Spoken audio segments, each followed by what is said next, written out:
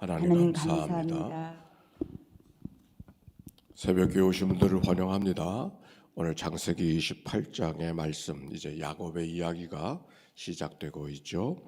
1절의 말씀은 이렇게 시작했습니다. 이삭이 야곱을 불러 그에게 축복하고 또 당부하여, 하나님께서 이삭을 통해서 야곱을 축복하는 이야기가 기록이 되어져 있는 것이죠. 이삭이 야곱이는 아버지의 축복을 빼앗은 사람처럼 보여지지 않습니까? 전장에서. 그런데 아버지가 그 아들을 향한 축복, 야곱을 향한 축복을 인정하는 것을 오늘 성경을 통해 발견하게 되는 것이죠. 그리고 당부해서 가나안 사람의 딸들 중에서 아내를 삼지 말고 좀 일어나서 밧단 아람 하란에 가서, 고향에 가서, 우리 모두 집안의 고향에 가서 내 아내를 택하라, 그러면서 라벤의 집으로 가도록 명하는 이야기가 기록이 되어져 있습니다. 이삭은 아버지 아브라함으로부터 받은 축복을 기억하고 있는 것이죠. 즉 아버지로부터 받은 축복이 자기 안에 머무러지지 아니하고 자기 다음 세대까지 이어가기를 원하는 그런 기도가 이 말씀 속에 있는 것을 알게 되어집니다. 그를 축복하는 이야기가 3절부터 4절, 전능하신 하나님이 내게 복을 주시며 내가 생육하고 번성하게 하여 너를 여러 족속을 이루게 하시고 아브라함이 내게 허락한 복을 너와 함께한 네 자손에게도 주사 하나님이 아브라함에게 주신 땅, 그 땅을 네가 차지하게 하기를 원한다. 그렇게 축복하는 이야기가 기록이 되어져 있습니다. 간단하게 믿음이 잘 전승되고 있는 것을 보게 되고, 성경이 믿음이 전승되는 것이 얼마나 귀한가, 하나님의 축복이 전승되어지고 믿음의 유업을 따라서 어느 날 내가 믿음의 사람이 되어진 것이 우리 대해서 끝나지 아니하고 다음 때로 이어가는 것이 얼마나 성경적이고 얼마나 귀한가. 오늘 이 아침에 그 은혜가 우리 가운데 있게 되기를 바랍니다. 그런데 여기 하나님의 축복을 받은 것은 분명하고 그것이 하나님의 큰 허락한 영광이지만, 그러나 축복받은 삶을 살아가는 것은 그렇게 늘 만만한 삶이 아닌 거죠. 하나님이 아브라함을 축복하셨는데 그 아브라함의 삶의 여정이 어떠했습니까? 본토 친척 아비집을 떠나야 되는 수고가 있지 않았나요? 이삭의 얘기를 통해서도 우리가 알게 되지요. 이삭은 그렇게 특별하게 남다른 삶은 아니었어요. 그러나 하나님께서 그의 삶을 이 모양 저 모양으로 인도해 가시고 이끌어 가시는 역사를 알게 되지 않습니까? 특별히 기근이 들어서 애굽으로 가다가 그랄 골짜기에 머무르게 되어지고, 거기서 신나로 에색으로 르호봇으로 그리고 부엘세바로 다시 몰아오시는, 마치 목자가 양들을 몰아가시듯이 하나님께서 이삭의 삶을, 도망가는 이삭의 삶을, 아니 피하는 이삭의 삶을 이리저리 몰아서 하나님이 약속된 그 땅으로 인도해 오시기까지 그저 날만 지난 게 아니죠. 그때마다 얼마나 많은 사건들이 있었는가 하는 것을 이미 성경을 통해서 보지 않았습니까? 오늘 성경도 마찬가지. 야곱이 하나님의 축복을 받고 장자권을 빼앗은 자가 되어지고, 장자권을 갖고 있다고 하는 것이 그저 그것대로 그냥 축복이 아닌 것이죠. 장자권은 명분뿐이었어요. 그것 때문에 소 한 마리가 생겨나는 것도 아니고 그것 때문에 양 한 마리가 생겨나는 것도 아니었어요. 명분뿐이었었지만, 그러나 하나님의 축복이라고 하는 그 명분을 하나님께서 인정하시고 이끌어 가시는 사건 속에 야곱이 자기 집을 떠나야 됐지만, 떠나야 되는 장면이 오늘 성경에 있는 것이죠. 축복의 삶을 받았지만 장자의 삶을 살아간다고 하는 것은 그저 살기만 하면 되는 것이 아니라 오히려 받은 축복 때문에, 장자권 때문에 집을 떠나야 되는 수고가 오늘 성경 속에 있는 거예요. 집을 떠나는 야곱의 마음이 어떤 마음일까요? 어느 것 하나 들고 갈 수 없는 그런 막막함이 야곱에게 있었던 것이, 길을 가다가 뉘엿뉘엿 해가 져서 밤이 되었습니다. 쉬어야 될 터인데 아무도 자기를 맞아줄 사람이 없는 거예요. 그래 돌을 베게 하고 하늘을 벗삼아 잠들려고 누워있는 이 야곱의 모습, 처량하고 답답한 마음이 야곱에게 있었을 것입니다. 가야 될 곳은 있지만 거기까지 가면 어떤 일이 벌어질까 생각도 하기 싫은 여러 가지 마음이 야곱의 마음속에 있었을 겁니다. 외로움, 쓸쓸함, 답답함, 어둠. 그게 바로 야곱의 마음일 거예요. 그런데 바로 그날 밤 꿈속에 하나님의 사자가 사닥다리를 오르락 내리락 하는 것을 보게 되어졌어요. 그리고 그 밤에 하나님의 축복의 음성을 듣는 거예요.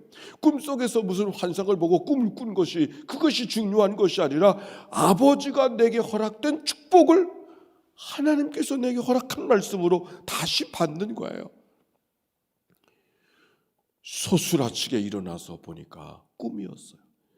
이게 웬일일까?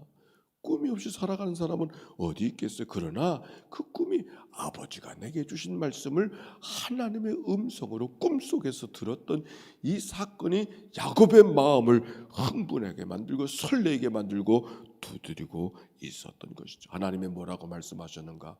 아버지가 말씀하셨던 것처럼 아브라함에게 하나님이 주셨던 모든 것들이 하나님이 너에게도 주기를 원한다. 그 말씀일 뿐만 아니라 15절의 말씀 같이 한번 읽어볼까요? 같이 읽어봅시다. 15절 시작. 내가 너와 함께 있어 내가 어디로 가든지 너를 지키며 너를 이끌어 이 땅으로 돌아오게 할지라 내가 내게 허락한 것을 다 이루기까지 너를 떠나지 아니하리라 하신지라. 할렐루야. 내가 너를 떠나지 않겠다고. 임마누엘 하나님이 이 아침에 나온 여러분들을 하나님이 떠나지 아니하실 줄로 믿습니다. 왜 이 말이 은혜가 되었느냐면 야곱이 아버지의 집을 떠날 때는 아버지의 집만 떠난 것이 아니라 아버지 집에 함께 있던 하나님도 떠난다고 생각했거든요. 하나님도 떠난다고 하는 생각이 있어서 이제 하나님 어떻게 인생을 살아가야 되나, 이 먼 여행을 어떻게 가야 되는가, 이것부터 여러 가지 생각이 그의 생각을 복잡했던 것은 늘 아버지 집에서는 하나님과 함께 속상한 일이 있으면 하나님과 함께 살았던 그의 삶이 아버지 집을 떠남으로 하나님도 떠난다고 생각되어졌는데, 그 떠났다고 생각한 하나님이 그 밤에 나타나셔서 자기와 함께 해주신다는 사실을 기억하게 하시는 거예요. 놀라운 고백이죠. 성경 속의 고대인들의 신앙생활 고백은 하나님이 현대인들과 같은 그런 고백이 이르기 전이었기 때문에 성숙한 신앙인의 모습이기보다 하나님이 어느 장소에 머무르는, 어느 산에 가야 하나님을 뵙고 성전에 가야만 하나님을 뵙는 이런 생각이 고대인들의 신관념이고 종교적인 이해였던 것이죠. 바로 그 속에 살던 야곱이 이런 은혜를 경험하게 된 거예요. 그래서 야곱이가 이렇게 고백합니다. 야곱이 16절에요. 야곱이 잠이 깨어 일어나 여호와께서 과연 여기 계시거늘 내가 알지 못하였도다. 여호와께서 과연 여기 계시건, 여기에 돌을 베기하고 누웠던 거기는 나 혼자만 있는 줄 알았는데 아버지도 떠나고 어머니도 떠나고 모두가 나를 다 떠나서 외롭고 쓸쓸하게 짝이 없었던 바로 그때였는데, 모두가 떠난 자리에 하나님이 나와 함께 주셔서 하나님이 과연 여기 계시거늘. 신앙생활이 뭔가 하나님을 경험하는 거죠. 신앙생활은 하나님을 경험하는 거예요. 어떻게 경험하는 건가? 꿈을 꾸었기 때문에. 어떻게 하나님의 경험하는 건가? 하나님의 말씀을 들었을 때. 이 야곱이가 하나님의 말씀을 들음으로 하나님을 경험하는 것이잖아요. 그런데 그 하나님을 경험하는 하나님의 말씀이 그 가운데 언제 경험하게 되어졌는가? 자기가 무엇을 하려고 경험하려고 뭘 하는 자리가 아니었어요. 오히려 할 수 있는 일이 아무것도 없다고 생각한 바로 그 자리, 하나님이 다가오셨어요. 이건 매우 중요한 것입니다. 무언가를 하려고 했던 모든 것을 다 내려놓은 자리, 모든 게 다 끊어졌다고 생각하는 자리, 가장 깊은 어둠 한복판에 있다고 생각하는 바로 그 자리, 그때 하나님이 찾아오셨어요. 옛날 병원에 가면은, 동네 병원에 가면 주사를 맞을 때 간호원이 그래요. 힘 빼라고. 그렇죠? 힘 빼라고. 수용이 어디서부터 시작되어지는가? 자기가 물을 이기려고 하면은 절대로 수용을 할 수가 없어요. 그렇죠? 물에서 살려고 자기가 물을 자기가 뭘 해보려고 하는 사람은 절대로 수용을 배울 수가 없어요. 언제부터? 물에다 자기를 다 온전히 맡겨버렸을 때부터 수용이 시작이 되는 거죠. 하나님과의 경험도 마찬가지. 우리가 혹시 어둠 한복판에 있다고 하면 두려워하지 마세요. 하나님이 우리 가운데 다가올 시간인 줄로 믿습니다. 우리가 너무 어렵고 힘든 일 속에서, 안타까운 일 속에 있다고 너무 낙심하지 마세요. 바로 그때가 하나님의 나를 붙잡아 주실 시간이 바로 그때라. 하나님의 말씀이 들려지는 거예요. 다른 때는 안 들려지던 말씀이 그때 들려진다는 말씀이에요. 오늘 야고보를 보시니까, 보게 되니까. 그래서 19절 이렇게 말합니다. 같이 읽어봅시다. 시작. 그곳 이름을 베델이라 하였더라. 이 성의 이름은 루스도라. 그리고 베개하였던 돌을 고추세워 하나님 앞에 제단을 삼고 그 제단을 이름하여 엘이라는 것은 하나님이라는 말이거든요. 벳은 집, 하나님의 문이로다, 하나님의 집이로다, 그런 뜻이 베델의 의미였습니다. 그런데 그 땅의 이름이 무엇이었는가? 루스더라. 루스, 같은 땅의 루스지만 이름을 바꿔줘서 너무 감격스러운 하나님의 경험을 어찌할 수 없어서 이름을 다시 짓는 바로 그 땅이 본래 이름을 루스더라. 근데 루스라는 이름이 뭔가? 황량한 들판이라는 뜻이에요. 들판이 달라진 건 아니에요. 거기에 있던 돌이 갑자기 다이아몬드가 된 것도 아니에요. 그 돌이 그 돌이고 그 풀이 그 풀이고 그 땅이 그 땅이었었지만 하나님을 경험하게 되어지니까 그 황량하게만 보여졌던 그 땅이 베델, 하나님의 집이 되어지고 하늘의 문이 되어지는 그런 은총을 경험하게 되어진 것이죠. 한 가지만 바뀌었어요. 하나님이 함께 해주심을 경험하게 되어졌을 때, 내 영혼이 은총 입어 하나님의 은총이 임하기만 하면 조망이나 궁궐이나 그 어디나 하늘나라. 오늘도 여러분의 모든 생활 어느 자리에 있든지 이 아침에 하나님의 경험, 하나님의 말씀해 주심을 경험하는, 하나님 말씀하시옵소서, 하나님 앞에 마음을 열고 하나님의 음성을 듣고 우리가 돌아가게 될 때 우리의 삶의 자리는 루스가 변하여 베델로 바꿔지는 은혜를 경험하게 될 줄로 믿습니다. 질문. 우리의 생활 속에 고난이 축복이 된 경험이 있습니까? 아니, 고난이 축복이 된 삶의 어둠이 내게 있었습니까? 오늘 하나님의 은혜를 되새기며 하나님 앞에 다가섭니다.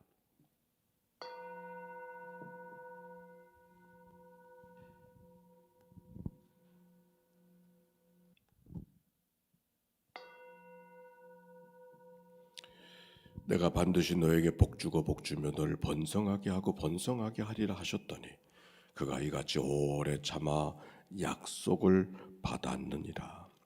내가 너와 함께 있어 내가 어디로 가든지 너를 지키며 너를 이끌어 이 땅으로 돌아오게 할지라.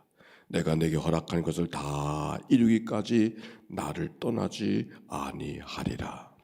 오늘도 이 아침 저희와 함께 해주셔서 단잠을 깨워주시고 우리가 기도하여 기식하며 하나님 앞에 달려나와 우리의 마음을 주님 앞에 내어놓을 수 있는 귀한 은총의 시간을 주시니 감사합니다. 하나님 루스의 땅이 베들로 바꿔줬듯이 오늘 바로 저들 가운데 하나님 말씀해 주시어서 저들의 살아가는 삶이 어떤 삶의 자리에 있다 할지라도 하나님의 은혜를 경험하고 은총으로 덧입혀진 믿음의 삶을 살아가도록 인도해 주옵소서. 병상에서 이 아침을 맞이하는 믿음의 가족들을 기억해 주시고 그들의 모든 자리, 있는 자리 속에 하나님이여 베델을 경험하는 은혜가 있도록 인도하여 주옵소서. 치유와 회복의 아침이 되도록 인도해 주옵소서. 일터로 달려가고 또 학원으로 달려가는 모든 자녀들과 사랑하는 식구들을 기억하여 주시고 그들의 삶의 모든 자리 속에 임마누엘 하나님 오늘도 간대마다 보호하시고 위태한 면하게 하실 것을 믿고 믿음으로 살아가는 주의 백성들 되게 해 주옵소서. 행의 어둠의 한복판에 벽 앞에 섰달지라도 하나님이 내게 무엇을 말씀하시는가? 하나님 앞에 묻고 듣고 순종하며 살아가는 하루의 삶이 되게 하옵소서. 드려진 예물을 축복해 주시고 하나님의 선한 인도하심이 양들의 선한 목자이듯이 우리의 삶을 이끌어 가시는 하나님의 강력한 손길을 광야 한복판에서도 경험하게 하신 것처럼 우리의 삶에도 그렇게 인도하여 주옵소서. 구주 예수님의 이름으로 기도하옵나이다. 아멘. 이제는 성부, 성자, 성령 삼일체 하나님의 크신 은혜와 사랑과 역사가 이제와 같이 영원히 함께해 주시기를 축원하옵나이다. 아멘.